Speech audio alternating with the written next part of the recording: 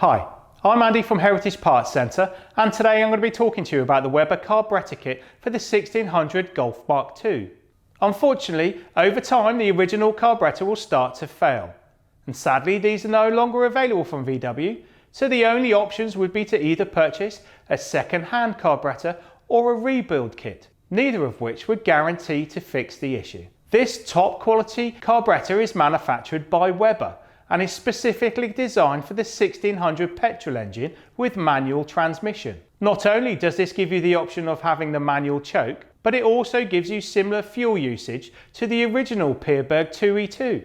Included in this kit is the carburettor, the manual choke cable, a replacement fuel filter, as well as all the fixtures and fittings needed to install it. As with any carburettor installation, once it's been fitted, always get it professionally tuned to make sure you get the optimum fuel to mileage ratio. For further information on the Weber carburettor kit for the 1600 petrol engine in the Golf Mark II, please see our website.